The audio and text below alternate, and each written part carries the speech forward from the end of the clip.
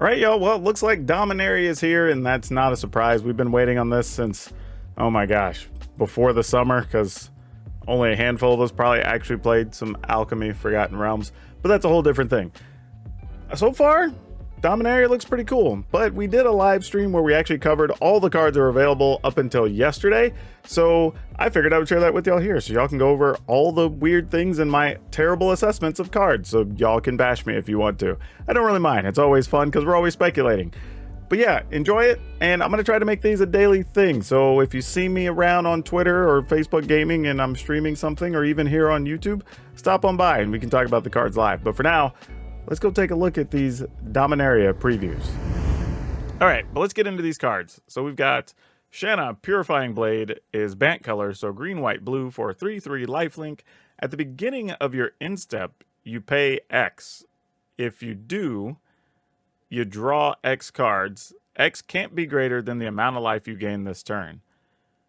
That's actually pretty sweet. So however much life you gain, you can pay up to that amount and draw that many cards. That's actually really strong. that really is. Like, it's not busted, right? But if you have a couple of creatures with lifelink, or maybe you have something that you're just gaining life every turn, even if you're just paying like 2 or 3, right? Getting just free cards during your instep. I mean, they're not free. They cost you some mana. But like, just having a constant way to draw cards, that's actually really good. Now, how good is this card overall? It is 3 colors, so it can be a little bit of a problem to cast. It has lifelink itself, which is pretty cool. So if you find a way to just block even... Oh, it says, wait, it says during your instep, so you can't do it during your opponent. So that's actually good. That's some balance to the card. But yeah, overall, still pretty good. Oh, I'm using the previews from Scryfall, so they give this weird names until they know the actual name, so I'm going to ignore that.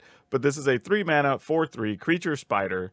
Reach and Trample. All right, that's pretty cool. It has Domain 7. And it says, return this card from your graveyard to the battlefield tapped. It gains if this permanent would leave the battlefield, exile it instead. This ability costs 1 less to activate for each basic land type among lands you control. Wait, is this just straight up a 3 mana 4/3?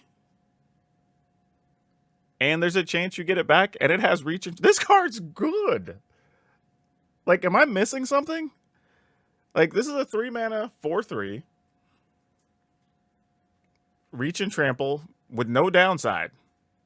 Like, literally, there's just no downside to this card, right?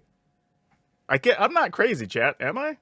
This maybe in my head I'm making this better than it is, but like, this, yeah, I don't know.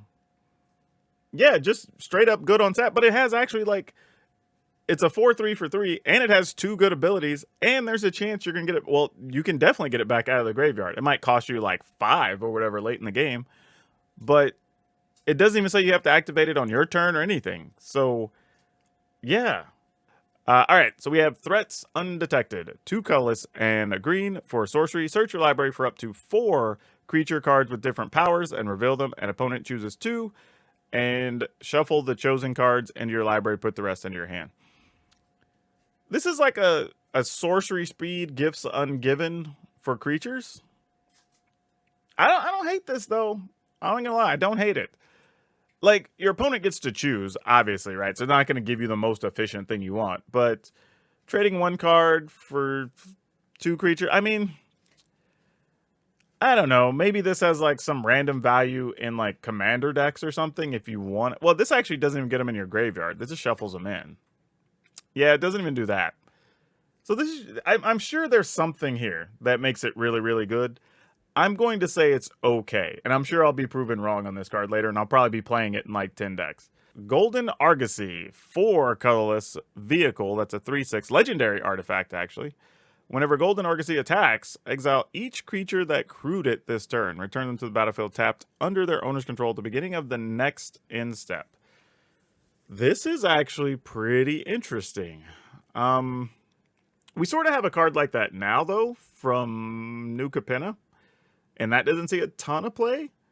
But if you have something with enough ETB triggers, I mean, you just pile everybody into the ship. I mean, I guess, and then end of turn get the... Though, you could crew defensively. So if your opponent has a Wrath effect, you could just be like, all right, y'all, everybody in the ship. And then the Wrath happens, and then during your end step, they all come back, even without ETBs, which is kind of interesting. I don't know if that's the real use you want for this, though. Like, would you sideboard it in against some deck with a bunch of sweepers, or even removal cards, I guess? This can just sit there, right? Because it just says, exile each creature that crewed it this turn, return them to the back. Yeah, it doesn't care about wins, so I mean, I guess you can just attack. Oh, it's only whenever it attacks. Boo. That sucks. Well, then never mind. Then it's just fun. Then it's just a fun build around. I was thinking it had some neat, different, uses there. But if it's only when it attacks, it's still playable, but not great. It depends on what ETB things we get in this next set that we want to reuse. But yeah, it's a neat card. Probably could be fun for some commander shenanigans, I'll tell you that. Chaotic Transformation, which is probably shuffle up, put things in play, because that's what red likes to do, right? So we have 5 colorless and a red for a sorcery. Exile up to 1 target artifact, up to 1 target creature, up to 1 target enchantment, a planeswalker, and a land. For each permanent exiled this way, its controller reveals from the top of their library until they reveal a card of the shared type, blah, blah, blah. I mean, people like these type of effects. We see them a lot in the Commander community. Like, people really love playing these weird, chaotic, just random, whatever, which is cool. I don't think there's anything wrong with it. I just think from a strategic standpoint, for Standard or something, or anything, any 60-card format, probably not great, and it costs 6, so probably won't see much play, unfortunately. Singer Connoisseur, 3 colorless, black, vampire, 3/3, flying. When one or more other creatures die, put a +1/+1 counter on Connoisseur. This ability triggers only once each turn. Well, if we're talking about building aristocrats, here's another card that cares about stuff being sacrificed. I think 5 mana for a 3/3, even though it flies, is going to be a little difficult to justify, even if you have ways to sacrifice things. So it would end up probably being the top end to that type of deck, and you'd have to have some type of consistent thing to put counters on it. But could still be okay. In limited, obviously, I think this could be pretty strong.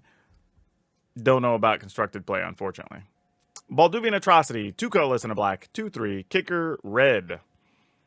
It has Menace. When Atrocity enters the battlefield, if it was kicked, return target creature card with mana value 3 or less from your graveyard to the battlefield. It gains haste, sacrifice its own turn.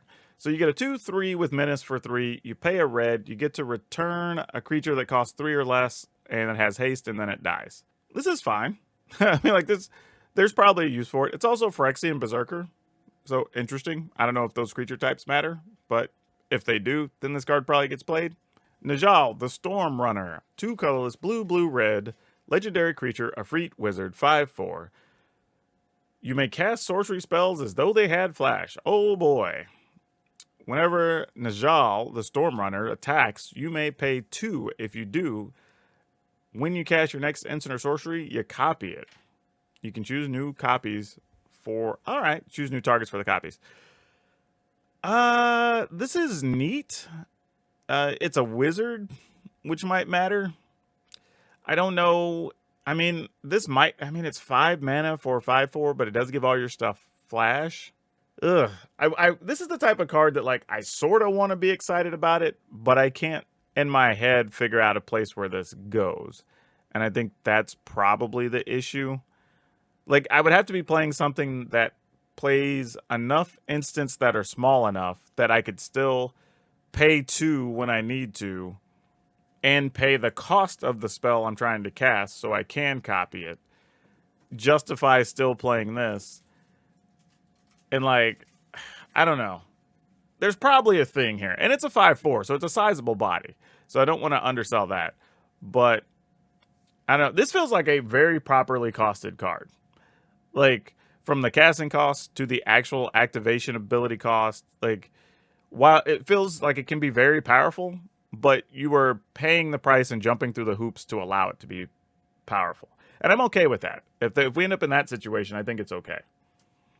So yeah, I'm agree with you. Like, I think it's a definitely kill on sight so things don't get out of hand, but your opponent has, or whoever plays it, has to work for it. And I think that's always reasonable. All right, what do we got? We have Defiler of Vigor. 3 colorless, green, for a 6/6 or 5 mana 6/6. All right. Frixion Worm, trample. As an additional cost to cast green permanent spells, you may pay 2 life. Those spells cost 1 green less to cast if you paid life this way. This effectively reduces only the amount of green mana you pay.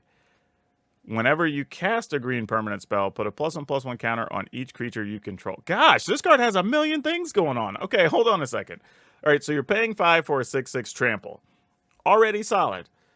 And then you can pay 2 life to make spells cost 1 green less if you want to, which is obviously good. And then every time you cast a green permanent, then you get to put a +1/+1 counter on everything you have. Wow. Golly. Like, this has to be playable, right? I mean, even just being a 6/6 trampler for 5, and like it's a 6/6 trampler for 5, and you get upside. And if you think about the fact that you have stuff like Tameo safekeeping and whatever you're going to be able to play, like, this is actually pretty sweet. Because you can just like pay 2 life, protect my creature. Right? Like, yeah, exactly. And if you have multiples, they absolutely stack. Like, that's the other thing. Right? So now you can pay twice to make stuff cheaper, or you can just pay a spell and then everything gets +2/+2. Yeah, this thing, I don't know. This is interesting. Oh, that's true. You can only use the mana on permanents. No, I'm still okay with that. I'm still fine with it. I think that's still worthwhile. Like, because even just on rate, it's a 5 mana 6/6 with a lot of upside. So like, I'm okay, because especially if this is going to be in like, say, some type of green aggro gruel something like beatdown deck, like that's still more than fine. I would have no issue with that. And the other thing about this is good is it makes those junky creatures you would draw later, you know, your 1 to 3 mana things that don't necessarily have as much value late in the game, actually stand out and actually are still useful, because now they're basically anthems, right? They pump all your team every turn when you draw them. Like, I think this is pretty good. Like, I don't know where it fits yet, but you best believe I'm going to try to put this into a deck. Territorial Marrow. 5 mana XX domain. Territorial Marrow's power and toughness equal to twice the number of basic land types among lands you control. This just isn't exciting. It's not like limited. This card's probably going to be great. It'll probably be like a 7/7 or an 8/8 all the time. But for constructed, I don't think there's any real value there. Resolute Reinforcements. Colorless and a white for a 1/1 flash. When Resolute Reinforcements enters the battlefield, create a 1/1 creature. Oh, that's cool. So this is just like the other Reinforcements card we had, right? It's the 2 mana, make 2 1/1s. But in this case, you get 1 on a stick. So like, if you can actually get it back out of the yard or bounce it or whatever, or flicker it, then you get more duders. Yeah, this is just solid. Like, I don't know if it goes into an actual deck right now, but if you have anything that cares about tokens or, you know, some humans thing. Well, actually, the token it makes is actually just a soldier, not a human. The card itself is a human. But yeah, seems like it'll probably find a spot somewhere down the road. But yeah, just solid. This is Aster, Bearer of Blades. 2 colorless, red-white, 4/4, legendary creature, human warrior. When Aster, Bearer of Blades enters the battlefield, look at the top 7 cards of your library. You may reveal an equipment or vehicle from among them, put it into your hand, put the rest on the bottom in a random order. Equipment costs you 1 to equip. Vehicles have crew 1. This is pretty sweet. If there's enough quality equipment to play, or for that matter, some equipment from stuff like New Capenna or whatever that the costs are a bit too high. This makes them cost 1, so that's pretty cool. Vehicles having a crew of 1 is very interesting though, because some vehicles you kind of don't want to play just because you know you have to commit 4 power or whatever to it. But if everything was 1, maybe. So if you already have a deck that's playing those things, this actually gains some value. I don't know if it can be built around being a legendary, but it's still kind of cool. And if you're playing Commander and you want a different type of Commander to build around for a vehicle deck or an equipment deck, this could be pretty interesting there as well. So I don't actually mind this. Pneumata Guardian. Oh, I don't even know what this would be. It's in another language. All right. Anyway, it's a 2 colorless, green, black, 3/4 tree folk with reach. If a creature an opponent controls would die, you exile it instead. When you do, you create a 1/1 green sapperling token. You can pay a green, sacrifice a sapperling, and this card gets +2/+2. Or you could pay a colorless and a black, sacrifice 2 saplings, and draw a card. This seems solid. Like, if you're already playing something like, say, I don't know, some Gruul mid-rangey thing that's already playing a decent amount of removal cards and stuff, this seems fine. Like, you get a body, and then you could chump block with the body, and then, you know, either pump another thing or use it to draw cards. Like, yeah, this just seems solid. I don't know if I, like, 4 mana is the right cost for this card, so I think that's the thing that's going to be holding it back. Like, are you playing it over other things? But, yeah, this one's actually pretty neat. It's a neat design, honestly, for a card. I kind of like it. And 3/4 is not the smallest body either. We have the Raven Man, which to my understanding, the Raven Man's only actually existed in lore. This is the first time we've got a card with the Raven Man, if I'm not mistaken. But we have a colorless and a black, 2/1, legendary creature, human wizard. At the beginning of each end step, if a player discarded a card this turn, you create a 1/1 black bird creature token with flying, but that creature can't block. 3 colorless and a black, tap it. Each opponent discards a card. Activate only as a sorcery. This feels like it's playable. Like, even just as a 2/1 for 2 with upside. Right? Like, it's a reasonably aggressive creature, but you occasionally get extra bodies if you're playing some number of discard spells or duresses or whatever ends up being available. I don't know what discard spells we're going to have. And then later in the game, you can just like, all right, cool, you discard a card, and then I get a body, right, as a sorcery. So even when you get to a point where you can't attack with it, and it loses its value, you at least have the ability to like cost your opponent a card, which is pretty solid. I don't hate that. And while you're costing him a card, you are making a body as well. And there are some games late where it's just like, I need to make you discard, obviously, the counter you're sitting on or something, right? I'm thinking a body, and now I get the other spell through or whatever. So yeah, I don't think it's like super, but I think it's actually just a solid card.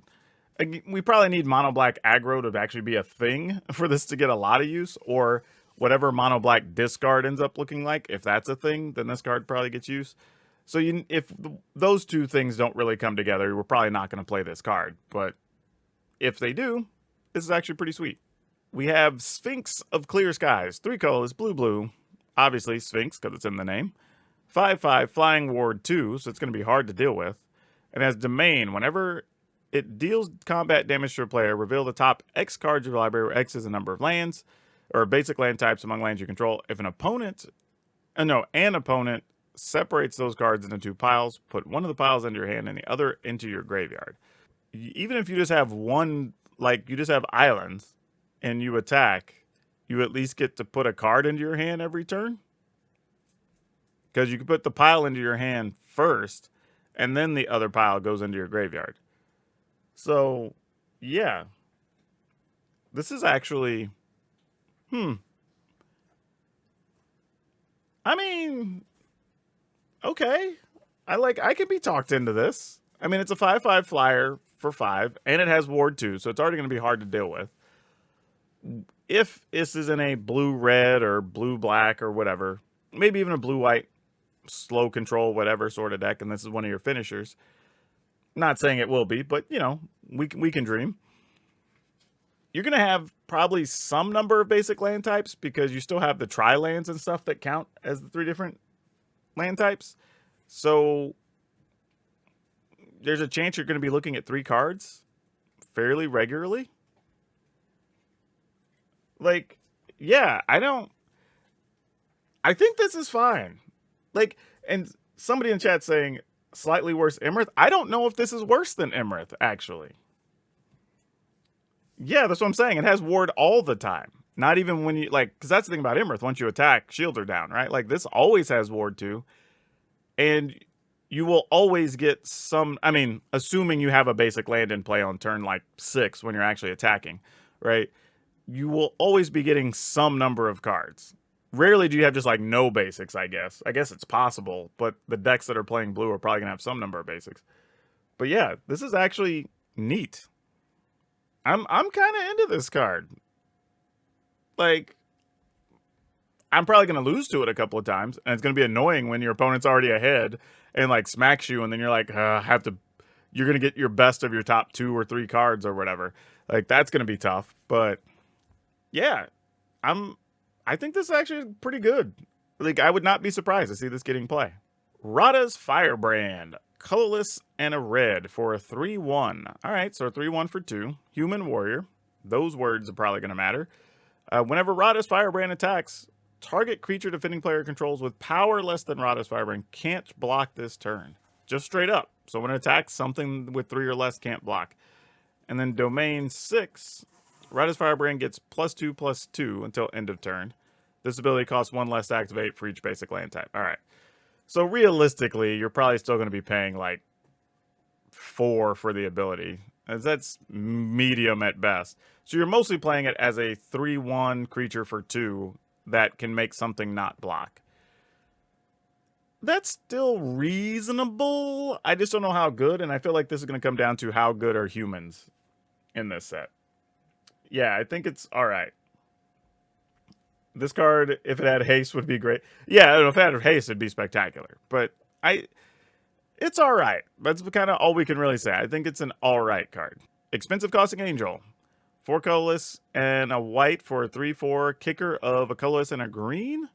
Has flying. If the Acolyte was kicked, it enters the battlefield with 2 +1/+1 counters on it. So you can pay 6 to get a 5/6 flyer. Like, I mean, limited, cool. You have a big body later, but yeah, actually pay 7. I don't even have 6. I'm doing bad math there. Yeah, not really interested in that. What else do we have? All right, we have a thing called Defiler of Dreams. 3 colorless, blue. Phyrexian Sphinx, 4/3. The fact that it's a 5 mana 4/3 and it's Phyrexian, I know these words I'm about to read are going to probably be really good, right? So it has flying. As an additional cost to cast blue permanent spells, you may pay 2 life. This is just like the green one. Those spells cost blue less to cast if you paid life this way. The effect reduces blah, blah. Whenever you cast a blue permanent spell, draw a card. There it is. Like, that's the part we were looking for. I mean, this does cost 5, right? So it's a 5 mana 4/3. So that's probably going to keep it from being played. Like, for 5 mana, would you rather have this or have the Sphinx we just saw, right? Now, you're also talking about a mythic versus a rare, so that kind of makes sense. But, man, it's a good ability, and getting to draw extra cards is really cool. But if I'm playing blue, how much life am I going to want to give up to really take advantage of this? What other permanents am I playing? Yeah, I don't know. I mean, I feel like there's some mono blue tempo decks that might want to play this, but those decks also tend to skimp on mana. So it's not the type of deck that wants to have a 5 mana thing, especially if it's only going to be a 4/3. So I'm not as sold on this one. Mostly, there's 2 reasons. The issue being that I can't immediately, and it doesn't mean it doesn't exist, but I'm saying I can't immediately identify a deck that wants to play it.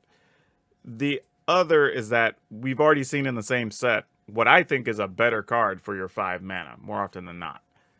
So, man, this feels almost like it's probably, I don't know, maybe there's some world where there's a blue-green ramp deck or something, and, you know, you play this, and now you can pay extra life and make multiple things cost, I don't know.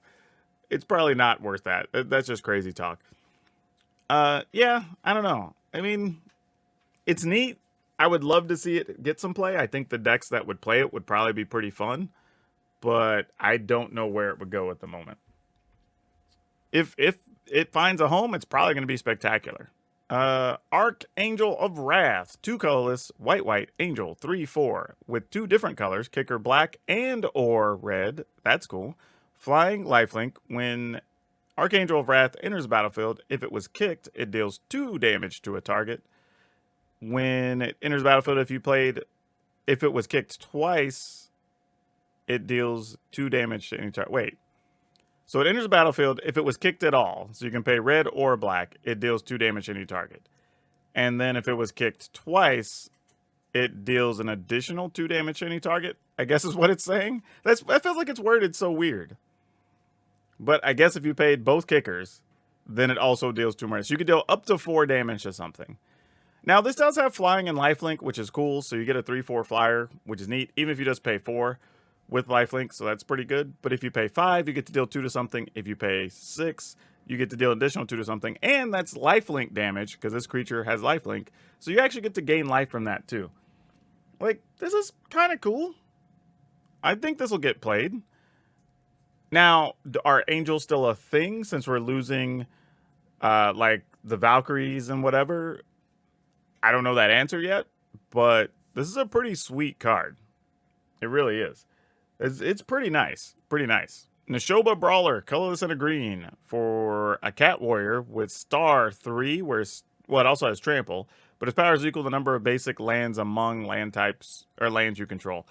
I don't. Nah, I mean, what are you hoping for? For this to be like a 3/3 for 2? Is that our best case scenario? You play like a turn 1 Jetmir's Garden and then cast this, which if so, that's fine. That's quality. I mean, it's a 3/3 trampler for 2.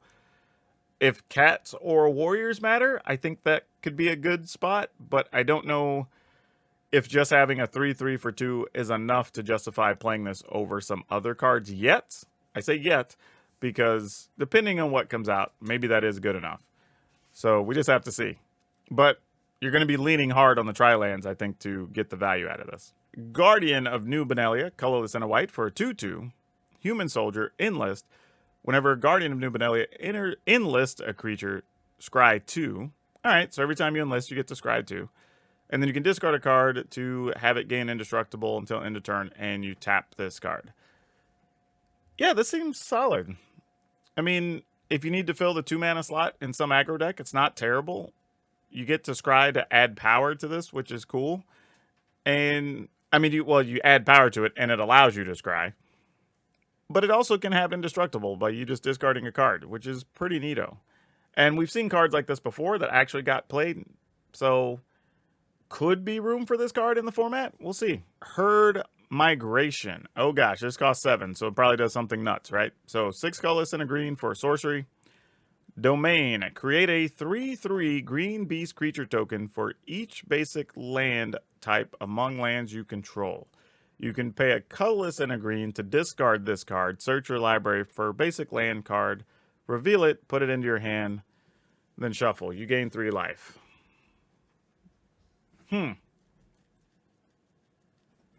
This one's a tough one, right? Because just being able to search for a land and gain 3 life seems okay for 2 mana.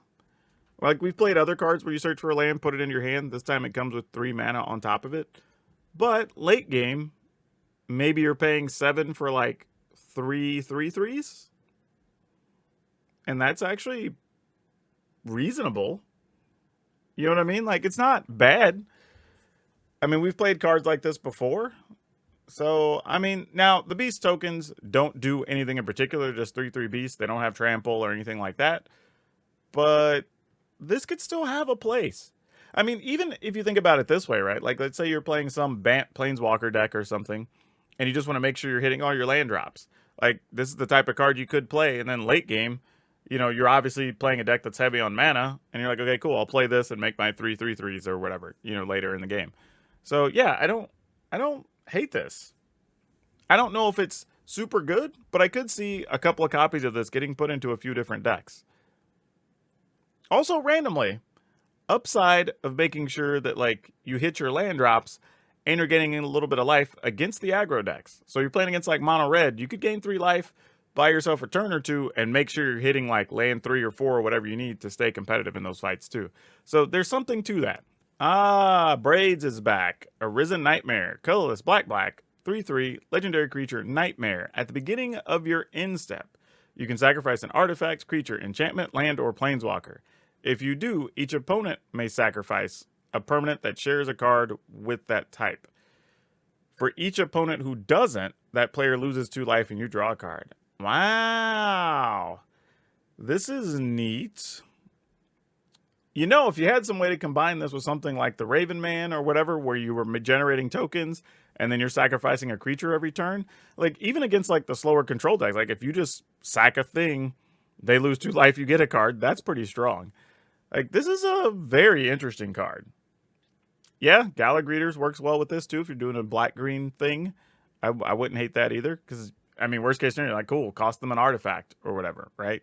So, yeah, this is something. I don't know where it goes, but I am going to hate some of the situations this card puts me in, I'm sure. The Phasing of Zalfire. 2 colorless, blue, has read ahead, which I did see this. Read ahead is you can choose where to start on your sagas, which is neat. So the first 2 are another target non-land permanent phases out. It can't phase in for as long as you have this card.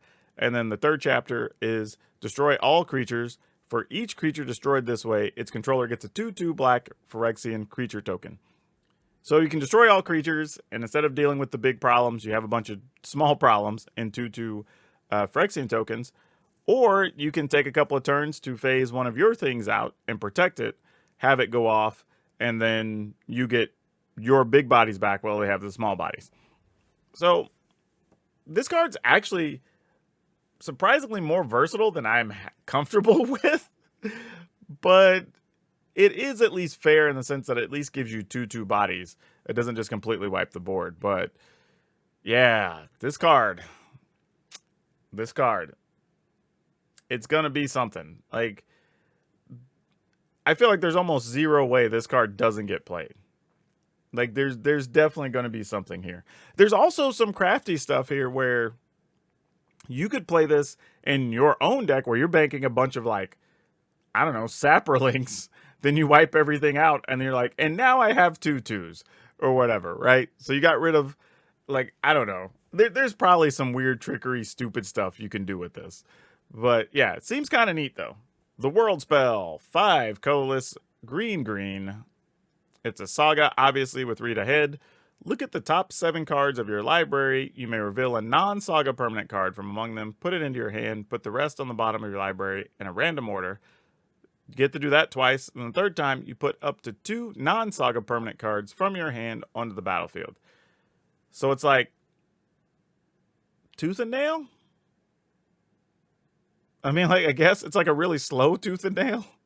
Because you get to look at your... Well, you only get to look at the top 7. You don't get to search. Reveal a non-saga permanent, put on... So you can take 2 chapters to load something into your hand, and then in the 3rd chapter, you get to put stuff out. If it lives to the 3rd chapter, obviously. But... I mean, I don't know. It's 7 mana. I was gonna say, like, you could also just drop the big thing from your hand. But, like, if I'm paying 7, don't I just play the big thing instead of playing this? So yeah, I don't know. I mean, it's cool late game though to just like take a turn, find a thing. Now you can play it. Find a thing, you can play it. So like, maybe there's some use here. Like now, again, because I play commander decks that have like big dumb creatures and dinosaurs and angels and whatever in them. This could have some value. I don't mind it. But like, it's a slow tooth and nail though, is the thing. It's like tooth and snail. Is that what we're calling this? Since it's slow? it's a slow tooth and nail. But yeah, I don't know. I don't think this has any 60 card value, but it probably has some values elsewhere. All right, we're starting to get close to the end here. Now, I did see this card, and I saw that people were upset about it, and I did not understand. Like, I feel like the disappointment is people are just like, oh, all the Praetors have been really big so far, right? They all cost like 6-7 mana, and they're all big bodies or whatever, right? But this card's actually still really good. 2 colorless, black, 4/5, Phyrexian Praetor, obviously, Death Touch. Whenever you draw a card, you gain 2 life. Whenever your opponent draws a card, they lose 2 life. Like, this card's really good. Really good. Like, first off, cheapest Praetor we've had to date, right? At 4 mana. It's a 4/5 body. Solid, right? It's going to be able to block a bunch of stuff on the ground. It has Death Touch. Not that that matters, really, but it does have Death Touch. So, you know, not going to get chump blocked hardly ever. Like, they're just going to trade with whatever. But the fact that it's a quality card that just, you're going to gain life every turn it sits there, right? So that's annoying for your opponent. But even more importantly, like, let's say you get your, like, mono black aggro. Imagine them playing this and your opponent's down to 6 or 8 life, right? And you drop this thing down. Like, your opponent's on a limited clock. You know what I mean? Like, they can't even draw extra cards to try to find the answer. They have to naturally draw it or risk potentially dying. You know, like they can't like during your end step, I'll draw 2 cards or whatever, because then they draw during their turn and they're dead. Like this card actually, like I get it. Maybe from a Vorthos standpoint or a fandom standpoint, you want this to be a bigger whatever, but this card is really good. And heaven forbid your opponent wants to put this in some dumb Necrusar deck or something in Commander, where you're already drawing a bunch of cards. Like, this is going to be tough. And it hits multiple opponents. It's whenever an opponent draws a card. So, like, this thing's a nuisance, man. This card's good. Like, I'm looking at this card right now, and I'm having a hard time not in my head justifying, like, anything that plays mid-rangey or aggro with black as a color, I'm probably wanting to put this card in there. Like, seriously. This card's really good. Really good. Like, 15 variations of Ajani. So we're going to look at this one. So Ajani's Sleeper Agent. Oh, they got our boy.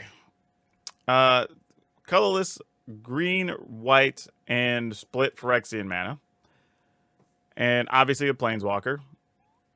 And you can +1, reveal the top card of your library. If it's a creature or a Planeswalker card, you put it into your hand. Otherwise, you can put it on the bottom of your library. So you can just put a card in hand or on the bottom, effectively. -3, distribute 3 +1/+1 counters among up to 3 target creatures. They gain vigilance until end of turn. Wow, that's actually really good. I mean, imagine playing, like, whatever, you know, humans, whatever, Selesnya aggro of some kind, and then you drop this on, like, turn 3 or 4, and you're like, okay, and my creatures get bigger, and they're just going to sit and protect the Johnny for a couple turns. Like, that's actually pretty powerful. All the while, you get to, after that, +1, see if I can find another creature to have for later or whatever, right? Try to get bonus cards. But if you don't do any of that, and then you just -6, you get an emblem that whenever you cast a creature or planeswalker spell, target opponent gets 2 points. Wow! That's pretty gross. That's pretty gross. Like, so you can play this on turn 3, right? Because you can pay the 2 life. So you could possibly play this on turn 3. Either have your creatures get bigger and protected, or just start building to the -6, and then now you're just a nuisance for your opponent the rest of the game. Like, not only that, it's 2 poison counters, so the next 5, your opponent has to kill you before you cast 5 creatures at that point. Like, that's actually kind of amusing. like I'm kind of into it. Yeah, that's true. You can't minus if you do it for 3 because you get fewer things, but that's fine. Like, I'm still okay with this. I'm still okay with this card overall. Seriously. This is actually very playable for several reasons. Like, that minus is real, though.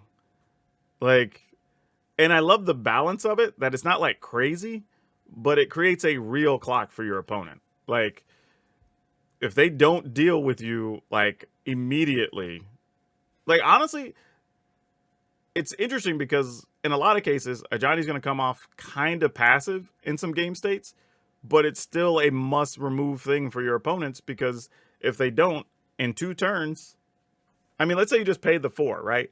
You get 4, you plus it for 1, maybe not, put a card in hand.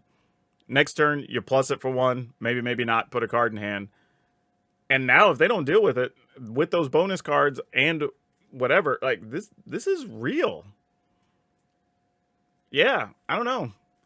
I am not going to like playing against this card. A blue and a red for a human artificer, legendary creature, 2/3. Put 2 ingenuity counters on Jorah. Then you may put an artifact card with mana value X or less from your hand onto the battlefield, where X is the number of ingenuity counters on Jorah. This feels like there's some contrived thing you can do with it outside of standard play. But maybe there's enough artifacts when we get to Brothers War that this is better. This is the type of card that, like, I would be willing to say it's going to be medium to bad right now. But when we get to Brothers War, it gains some value. Now, I don't know if it becomes great, but at least becomes more playable, I think. Because I have a feeling that set's going to give us more artifacts with the subject matter. So yeah, that's probably what I'd say about this one. Soul of Windgrace. Colorless, black, green, red, 5/4 cat avatar. Whenever Soul of Windgrace enters the battlefield or attacks, you can put a land card from the graveyard onto the battlefield tapped. Pay a green and discard a land, gain 3 life. Pay colorless and a red, discard a land, draw a card. Pay 2 and a black, discard a land, Solar Windgrace, gains indestructible until end of turn, and tap it. This is a problem, right? Because of the cost. Like, it's 4 for a 5/4 with a lot of reasonable abilities. So, nothing wrong with that. But are we playing this over other 5 mana things in Jund colors, right? Because we already have Zeotora's Envoy, we've got the War Chief, and whatever else comes out in this set. It's pretty good, though, being a 5/4 for 4 and having those versatile abilities. So, gives you something to do with the late game lands that you draw, which is pretty sweet. Could possibly ramp it into play with variations of treasure and whatnot. So that's something to think about. I don't know. This one seems good. Like, it probably replaces some of the cards. Now, it doesn't have any evasive abilities, but you can sort of pseudo ramp with it, which is kind of neat. So I don't know. This is a cool card, though. Cool card. Also, another thing, if you do happen to have enough mana when it comes into play later, this is an ETB trigger that goes on the stack. So you could actually have it come into play with the trigger on, discard to one of these abilities, and then still get the land into play. So, like, let's say you had, for sake of argument, 6 mana. You could play this, discard to draw a card, and then have that land come into play.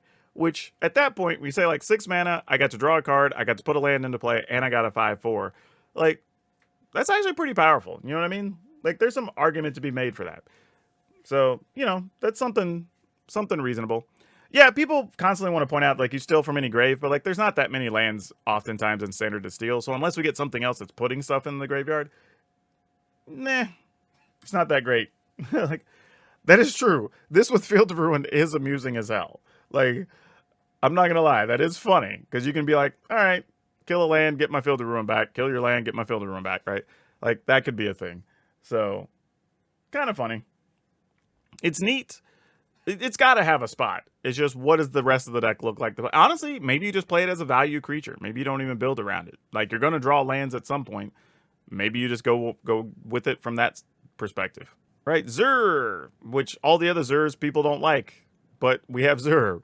White, blue, black. 1/4, legendary human, wizard. Flying, enchantments you control have Death Touch, Lifelink, Hexproof. Colorless and a white. Target's non-aura enchantment you control becomes a creature in addition to its other types. So you make an enchantment live. Cool. The thing here that I want to point out is this works with enchantment creatures very well. It's giving creatures hexproof, lifelink, and death touch.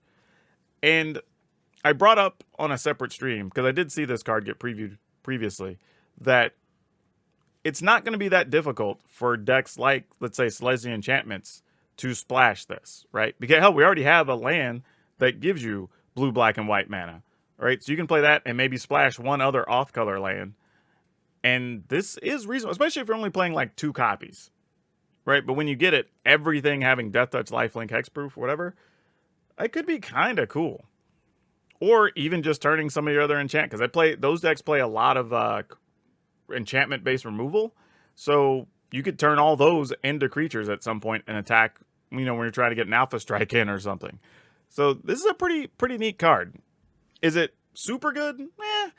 But in 1 or 2 decks, it'll probably be really nice to have. Also saw this, Raph, Weatherlight Stalwart, blue and a white, 1/3. Human wizard, legendary creature. Whenever you cast an instant or sorcery spell, you may tap 2 untap creatures you control. If you do, you draw a card. You can pay 3 white. Creatures you control get +1/+1 and gain vigilance until end of turn. This just seems like a quality card. If some type of blue-white aggro or blue-white humans or something like that is viable, this card's actually probably going to be pretty dang solid. And just having a way to get extra cards and reload without having to do anything really special, super nice. Especially if you are waiting, you play removal during your opponent's end step, tap some things, draw a card. You can also tap summoning sick creatures, which is kind of nice. It is only a 1/3, so not the most aggressive thing, but depending on how the deck's built, could be kind of cool. Squee, 2 colors and a red, 2/2. Goblin Noble, legendary creature, haste. Whenever Squee attacks, you create a 1/1 red goblin that's attacking. And you may sacrifice, or you may cast Squee from your graveyard by paying 3 colorless and a red and exiling 4 other cards from your graveyard, rather than paying its mana cost. So this is the biggest Squee so far, because I think the other ones are 1/1s. But you have a 3 mana 2/2 with haste. When it attacks, you get another 1/1, and then you can play it out of the graveyard. So this is just a solid card. I would play this in some green-red aggro builds, just because it's a body plus more bodies. So nothing wrong with that. If I have something that cares about sacrificing tokens, it's pretty good. We're losing some of the goblin-themed stuff, so goblins may not be a thing. But if it is, this is the perfect card to play in there, and you can play it out of the graveyard.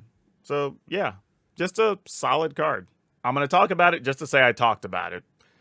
Liliana the Veil, colorless black, blah, blah, blah. Read the words. The card's solid. Like, I'm not overjoyed about it because I don't know. Like, one of the things I think we get caught up in is when we see a reprint, we're like, oh, this card is so good. This is gonna be like, we don't know that yet, though, because a lot of cards are a result of their environment, right? And there are some worlds, as we've seen already, where Liliana the Veil doesn't get a lot of play. So depending on what the decks are that are built around it, or I don't know, maybe red-based aggro is a big thing, and then this card ends up not being that big a deal. Like, I don't know. There's probably something like that. But again, if we end up getting a bunch of discard-themed stuff, this could be really powerful. So, I don't know. The card's good. I mean, you know, I'm not going to say it's not good. Obviously, it's good. But how good? I don't know. I think that remains to be seen. Now, the biggest benefit to this card, though, I will say, is that it does become legal for a format in Pioneer that it wasn't legal before. And I think that is the more important part here. That this may or may not be useful in Standard, but I think there is a lot of room for this to be playable in Pioneer, and that changes things immensely. So, just something I would say to think about. Solkanar the Tainted. There was something on the preview video that I don't know if people noticed, but the woman who spoke about Solkanar referred to Solkanar as a she, and I didn't realize Solkanar was a she. So I don't know if they just misspoke, or if Solkanar's actually been feminine this whole time, and I just didn't know. But either way, Solkanar the Tainted, it's 2 blue, black, red for a 5/5. And at the beginning of your end step, you choose one that hasn't been chosen. You can draw a card. You can have somebody lose 2 life. You gain 2 life. You can have it deal 3 damage up to 1 other target creature or planeswalker. And then you exile this, and then your opponent gets it.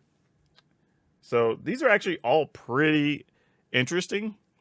The cool part is if you play this, you're kind of like trying to beat your opponent before you have to give them the Solkanar. You know, but you do get a card, so you probably take that one first, most likely. Draining your opponent for 2 is big. It does say to target creature or planeswalker, so you can't deal it to the opponent. And this doesn't trample or anything either. So you kind of need other parts to still get you across the finish line if you play this card. Not sure how I feel about that. Like, the opportunity to... Yeah, if you blink it, you definitely get to reset it. And that's where I was going. It's like, if I have a way to bounce or blink this, then I like it a lot more. Because then I'm just resetting every time to probably, like, drain the opponent, draw a card. And then, like, drain the opponent, draw a card, right? That becomes much more appealing. But to just straight up play it, I feel like this is a card that I have to have a deck with certain mechanics that make me feel okay wanting to play this. Because otherwise, just a 5-mana 5/5... to draw a card and maybe drain the opponent before they deal with it, that's still decent value for your mana, but I don't know if that's enough to get excited about, again, because it doesn't have ward, it doesn't have trample or any of that, right? If it had any of those other keywords, which would probably make the card too good, I would be more excited about it. But as it is, I think it's probably just okay. So we have Land of War, Loam Speaker, colorless and a green, elf, druid, 1/3, tap, add 1 mana of any color. Target land you control becomes a 3/3 elemental creature with haste until end of turn. It's still a land, activate only as a sorcery. So you can turn a land into a 3/3 after you're done using this for mana. This is good. I mean, we don't have very many quality ramp creatures that are going to be left. I just did a short earlier today talking about one of the few that we do have that makes mana in the form of treasure. But this is pretty good, and it's splashable in pretty much if you're playing green-red, if you're playing green-blue, you know, whatever. Like, this is a real card. And then late in the game, you're just like, all right, I'm just going to have a 3/3 I can attack with. So, sure. Temporal Firestorm, 3 colorless, red.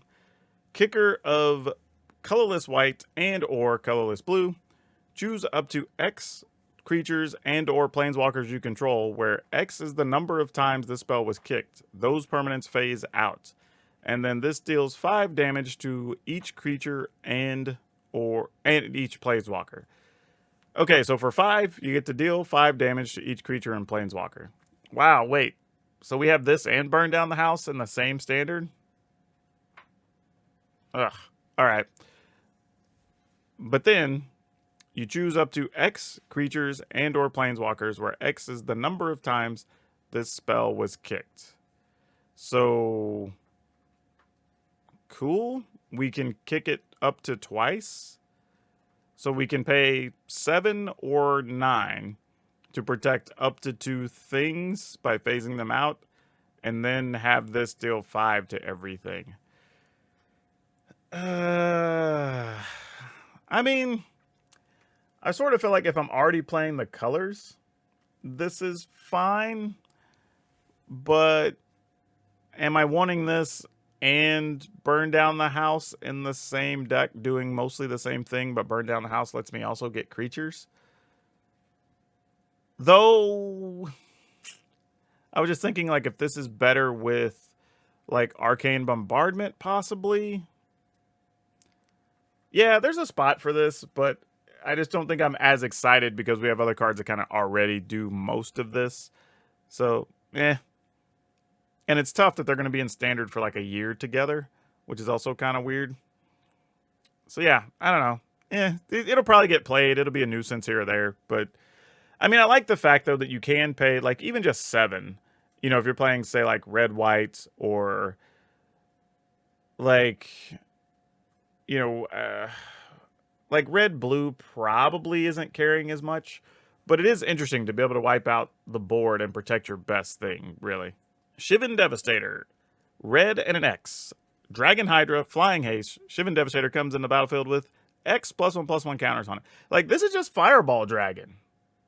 Like, legit. This is Fireball. Like, okay, because think about how often we got to cast already things like, what you call it? The 5 mana dragon that makes treasure, right? Like, we were doing that.